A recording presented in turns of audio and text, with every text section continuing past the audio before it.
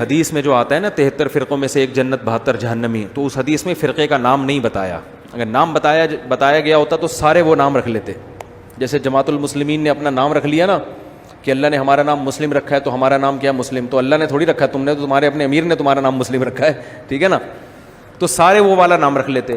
تو حدیث میں علامت بیان کی گئی ہے تاکہ کسی بھی نام سے ہو علامت سے اندازہ ہوگا کہ یہ جنتی ہے یا جہنم. وہ علامت کیا ہے؟ آپ صلی اللہ علیہ وسلم نے فرمایا, صحابہ نے پوچھا جنتی کون سا ہے, تو آپ اگر فرما دیتے کہ وہ دیوبندی جنتی ہے تو سب اپنا نام کیا رکھ لیتے؟ دیوبندی. آپ صلی اللہ علیہ وسلم فرماتے کہ اہل حدیث جو فرقہ ہوگا وہ جنت, تو ہم بھی مسجد کے باہر بڑے بڑے وہ لگا دیتے, ہم کیا ہیں یہاں سے اہل حدیث. آپ صلی اللہ علیہ وسلم فرما دیتے کہ جی وہ بریلوی جنت میں ہوں گے, تو میری پگڑی کا رنگ فوراً سے پہلے چینج ہو جاتا, یہاں نقش پاک کے نشانات ہوتے, اور ایک پیلی چادر ہوتی, چپل کا رنگ پیلا ہوتا. صلو علی الحبیب. مزہ آتا کہ نہیں آتا؟ صلو علی الحبیب. تو اگر آپ صلی اللہ علیہ وسلم فرما دیتے وہ شیعہ ہوتے تو یہاں 5 انگلیوں کے نشانات آپ دیکھ رہے ہوتے, ٹھیک ہے نا. کنڈے پہ آپ لوگوں کو میں بلاتا, میں ہر رجب کو کنڈے کا کنڈا نکال دیتا ہوں, میں کہتا ہوں یہ ثابت ہی نہیں ہے, تو کنڈوں کا کنڈا نہ نکالتا میں, بلکہ کنڈوں پہ بلاتا, خود بھی جاتا, اور جو کچھ شیعہ حضرات کرتے ہیں وہ کر رہا ہوتا. تو آپ صلی اللہ علیہ وسلم نے کسی فرقے کا نام مینشن نہیں کیا, بلکہ آپ نے علامت بیان کی. فرمایا ما انا علیہ. کیا زبردست حدیث ہے یار, مزہ آتا ہے, یہ معجزہ ہے. ما انا علیہ و اصحابی. آپ یہ فرماتے جو قرآن پہ چلے گا, تو آج ہر باطل فرقہ دلیل کہاں سے دیتا ہے؟ قرآن سے. غامدی صاحب کے جتنے دلائل ہیں آیتیں پڑھیں گے, وہ جہاں حدیث آئیں گی تو وہ فوراً چینج. تو آپ صلی اللہ علیہ وسلم قادیانی بھی قرآن سے نکالتے ہیں, جتنے لوگ ہیں نا, کیونکہ اگر قرآن ہی کو نکال دیں گے پھر تو اسلام کا فرقہ ہی نہیں رہے گا نا, کیونکہ وہ فرقے تو اسلام کے میں مسلم کہیں گے نا اپنے آپ کو, تو مسلم کہنے کے لیے بیس تو رکھنی پڑے گی نا قرآن کی. کیونکہ اگر قرآن ہی کو وہ نکال دیں گے فرقے, پھر تو لوگ کہیں گے ان کا تو اسلام سے کوئی تعلق, پھر تو فرقہ تھوڑی, وہ تو غیر مسلم ہو گیا نا سیدھا سیدھا. یعنی وہ تو جو غیر مسلم جو اپنے آپ کو سیدھا کہتے ہیں ہم غیر مسلم ہیں, ہندو تھوڑی قرآن سے دلیل دے گا. تو اس لیے آپ نے یہ نہیں فرمایا قرآن سے دلائل دیں, فرمایا نہیں ما انا علیہ, جس راستے پر میں ہوں, و اصحابی, اور میرے صحابہ. کیا مطلب؟ قرآن کی وہ تشریح جو حدیث کے اگینسٹ جا رہی ہے اس کو قبول نہیں کرنا. وہ فرقہ جنتی ہے جو قرآن کی وہ تشریح کرے جو جس پر محمد صلی اللہ علیہ وسلم کا اپنا عمل تھا. پرویزی فرقہ کیا کہتا ہے؟ نماز سے مراد جو قرآن میں آتا ہے نا, نماز سے مراد ہے گیدرنگ, حج سے مراد ہے اینول گیدرنگ, سال میں 1 دفعہ کی گیدرنگ, اور نماز سے مراد ہے دن میں 5 دفعہ آپ کی میٹنگ ہو فلاح و بہبود کے لیے. تو نماز کی یہ تشریح پیغمبر سے ثابت ہے؟ جب قرآن میں آیا نماز قائم کرو تو پیغمبر نے 5 ٹائم نماز پڑھی کہ نہیں پڑھی ہے؟ کیا ہو گیا؟ حج کیا کہ نہیں کیا؟ جیسے کیا ویسے کرنا پڑے گا آپ کو. تو قرآن کی وہ جو پرویزی, قرآن کو اہل قرآن کہتے ہیں اپنے آپ کو, تو نبی نے فرمایا جس پر میں ہوں. کیا مطلب؟ قرآن کی وہ تشریح جو حدیث کے خلاف ہے, جو نبی کے خلاف ہے, نبی کے طریقے کے, وہ تشریح بولو نا نہیں چلے گی. آگے اتنا بھی کافی نہیں ہے, کیونکہ بہت سے لوگ حدیث کو فالو کرتے ہیں, ہر مسئلہ کہاں سے بیان کرتے ہیں؟ بولتے کیوں نہیں بھائی؟ ہر مسئلہ حدیث. تو آپ نے فرمایا وہ اصحابی, اور میرے صحابہ بھی اس پر چلتے ہوں. 3 طلاق کے مسئلے میں کوئی ایک صحابی سے دکھا دے, کوئی ضعیف حدیث دکھا دے جنہوں نے ایک مجلس کی 3 کو ایک کہا ہو, میں بیان کرنا چھوڑ دوں گا ہمیشہ کے لیے. اور آج دھڑا دھڑ 3 کو ایک کر کے بیویوں کو, حرام بیوی کو کیا کیا ہوا ہے لوگوں نے؟ حلال کیا ہوا ہے. تو نبی نے فرمایا جس پر میرے, اور میں آپ کو بہت سے فتاوی صحابہ کے صحیح سند سے دکھا دوں گا, ایک مجلس میں کوئی 3 دے کر آیا, سب نے کیا فتویٰ دیا؟ 3 کا. حدیثوں کی ایسی تشریح جو صحابہ کے کیا ہو. میں نہیں کہہ رہا اہل حدیث جہنمی ہے, لیکن اہل حدیث کا یہ مسئلہ جو ہے یہ قرآن و حدیث کے بالکل اگینسٹ ہے. تو ما انا علیہ, جس پر میں اور میرے, بولتے کیوں نہیں؟ صحابہ. تو آپ کہو نا میں بس قرآن و حدیث کو مانتا ہوں, غلط. قرآن حدیث کے ساتھ کس کو ملانا پڑے گا؟ صحابہ. وہ قرآن و حدیث جس پر صحابہ نے عمل کیا ہو. اگر وہ صحابہ ہی کی سمجھ میں نہیں آیا تو اس کا مطلب وہ آپ کی اپنی رائے ہے, وہ قرآن و حدیث نہیں ہے. اخپل رائے کو آپ قرآن حدیث کا لیبل لگا کے مارکیٹ میں لانچ کر رہے ہو, یا حدیث نہیں ہے, حدیث اس کے اگینسٹ جا رہی ہے. حدیث سے مراد نبی کا اپنا عمل جو تواتر سے ثابت ہو, وہ اس کے خلاف جا رہا ہے, تو اس کا مطلب آپ جو قرآن کی تشریح کر رہے ہو وہ آپ کی اپنی رائے ہے, قرآن اس کا ذمہ دار نہیں ہے. تو تین چیزیں ملیں گی جس میں یہ تینوں علامتیں پائی جائیں گی, قرآن, حدیث اور صحابہ. صحابہ میں صرف اہل بیت نہیں ہے, وہ اصحابی جو میرے ساتھی ہیں. ساتھی کا لفظ بتا رہے کہ چاہے وہ اہل بیت میں ہوں یا نہ ہوں. یہ جو اہل بیت کے ساتھ خاص کر دیا اس کی کوئی دلیل نہیں ہے. اہل بیت سے محبت ہمارے ایمان کا جزو ہے, ان کو اللہ نے بڑا مقام دیا ہے, مگر جب صحابی کا لفظ آئے گا تو چاہے وہ اہل بیت ہوں یا اہل بیت کے بغیر ہوں. اور صحابہ میں سب سے پہلے حدیث سے پتہ چلتا ہے کہ 4 صحابہ سب سے پہلے ہیں ان میں, ابو بکر, عمر, عثمان اور علی, کیونکہ حدیث میں آتا ہے میری اور خلفائے راشدین کی سنت کو لازم پکڑو. تو وہ ایسی تشریح جو خلفائے راشدین نہ کر رہے ہوں وہ بھی غلط ہے, خلفائے راشدین اس کے اگینسٹ جا رہے ہوں وہ بھی کیا ہے, بولتے کیوں نہیں بھائی, غلط ہے. تو صحابہ میں سب سے پہلا مقام کس کا ہے, خلفائے راشدین کا, حضرت ابو بکر کا, عمر, عثمان اور علی رضی اللہ عنہم اجمعین. ان کے فیصلوں کا بڑا اعتبار ہے. تبھی ائمہ اربعہ جو ہے نا, چاروں امام, ابو حنیفہ, مالک, شافعی, حنبل, امام احمد حنبل, انہوں نے صحابہ کے عمل کو بہت فوکس کیا ہے. کوئی حدیث کی ایسی تشریح نہیں کی ہے جو صحابہ کے بالکل اگینسٹ جا رہی ہو. آج کل لوگ ہیں اٹھ کے بس کہتے ہیں ہم اماموں کو نہیں مانتے, ہم تو قرآن حدیث کو مانتے ہیں. تو آپ کے وہ اصول ہی نہیں ہے جو قرآن و سنت نے بیان کی ہیں. تو جس میں یہ 2 علامتیں پائی جائیں گی, نبی نے فرمایا وہ فرقہ کیا ہے, جنتی. اب وہ چاہے کسی بھی نام سے, وہ دیوبندی میں بھی ہو سکتے ہیں, وہ بریلوی میں بھی ہو سکتے ہیں, وہ اہل حدیث میں بھی ہو سکتے ہیں, وہ کسی میں بھی ہو سکتے ہیں. یہ 2 چیزوں کو جو لے کے چلے گا, قرآن کے ساتھ حدیث اور عمل صحابہ. پھر ان میں اگر اختلاف رائے ہوتا ہے تو وہ فرقے میں داخل نہیں ہے, کیونکہ یہ اختلاف صحابہ میں بھی ہوا, صحابہ نبی کی زندگی میں بھی ہوا, نبی نے دونوں کو صحیح قرار دیا. جیسے رفع الیدین کرنا بھی ٹھیک اور نہ کرنا بھی, کیونکہ یہ جو اختلاف ہے رفع الیدین کا, یہ قرآن, حدیث اور صحابہ تینوں کو ملا کے ہوا ہے. حنفیہ نے بھی قرآن کو بھی دیکھا, حدیث کو بھی اور صحابہ کو بھی, ان کی رائے یہ بنی کہ نہ کرنا افضل. اور جو شافعی ہے, امام شافعی, انہوں نے بھی قرآن کو بھی دیکھا, حدیث کو بھی اور عمل صحابہ کو بھی. دونوں کے پاس دونوں قسم کے دلائل ہیں. اس قسم کے اختلاف میں ان 72 فرقوں میں داخل نہیں ہوتا جن کے لیے جہنم کی وعید ہے. بات آ رہی ہے سمجھ میں کہ نہیں آ رہی؟ یعنی اس کے اندر رہ کے پھر جتنا بھی اختلاف ہو جائے وہ اختلاف رائے کا اختلاف ہے, اجتہاد ہے, اس میں دونوں کو اجر ملتا ہے. جو اس سے ہٹے گا تو نبی نے فرمایا وہ بھی 72 فرقوں میں بٹیں گے, اور وہ 72 کے 72 کہاں جائیں گے, جہنم میں. تو یہ نام نہیں بتایا کہ دیوبندی جائیں گے کہ بریلوی جائیں گے, لہذا کوئی یہ کہتے ہیں کہ دیوبندی جنتی اور باقی سارے جہنمی, وہ بھی غلط ہے, کیونکہ دیوبندی تو بر صغیر میں پائے جاتے ہیں, اور کہاں پائے جاتے ہیں, ٹھیک ہے نا. عربی تو اپنے آپ کو دیوبندی نہیں کہتے, اس کا مطلب مکہ مدینہ تو سارے کہاں گئے جب وہی جہنم میں چلے گئے تو پھر جہاں اسلام آیا تھا. اور کوئی کہتا ہے بریلوی جہنم میں جائیں گے, سوری جنت میں جائیں گے, اگر بریلوی یہ کہتے ہیں تو بریلوی تو اور تھوڑے ہیں مارکیٹ سے بالکل, وہ تو صرف پاکستان اور بنگلہ دیش اور انڈیا میں پائے جاتے ہیں. باقی میں 12 ربیع الاول کو ملیشیا میں تھا, پتہ ہی نہیں چل رہا تھا کہ 12 ربیع الاول ہے. تو اس لیے علامت بیان کی گئی ہے. ہاں یہ ضرور ہے کہ نبی صلی اللہ علیہ وسلم نے فرمایا کہ جو جنتی فرقہ ہوگا وہ ہمیشہ ہول سیل کے حساب سے رہے گا, وہ 2-4 آدمی نہیں ہوں گے کہ جن کا خیال تھا ہم ہی جنت میں جائیں گے, باقی سارے کیا کر رہے ہیں, جہنم میں. تو وہ ہمیشہ ظاہرین الحق, حق پر غالب رہے گا, وہ بڑی جماعت ہوگی. وہ جو حق جنتی فرقہ ہوگا وہ, بولتے کیوں نہیں بھائی, بڑی جماعت, وہ 4-5 آدمی نہیں ہوں گے, کیونکہ یہ امت گمراہی پہ جمع نہیں ہو سکتی, تو 4-6 لوگ نہیں ہوں گے. تو عقائد جو ہیں, عقائد اور یہ بیسک چیزیں, یہ جن جن کی بھی چاہے دنیا میں سلفی کے نام سے ہو, اہل حدیث کے نام سے ہو, دیوبندی کے نام سے, اس سے کوئی فرق نہیں پڑتا.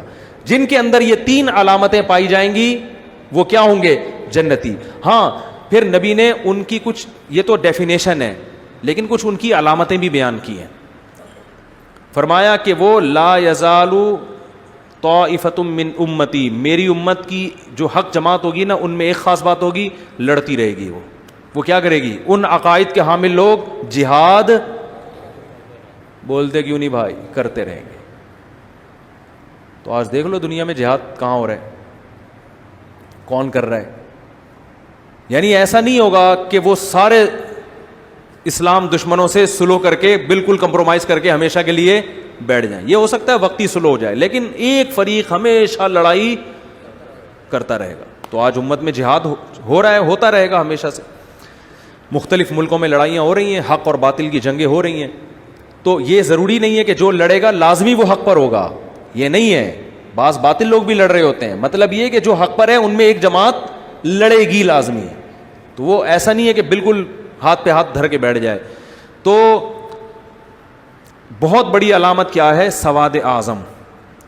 جو شاذ ہوگا نا امت سے ہٹے گا, وہ کبھی بھی سیدھے راستے پر نہیں ہو سکتا, کیونکہ امت گمراہی پہ, حدیث میں آتا ہے, صحیح حدیث ہے, میری امت گمراہی پہ جمع نہیں ہوگی.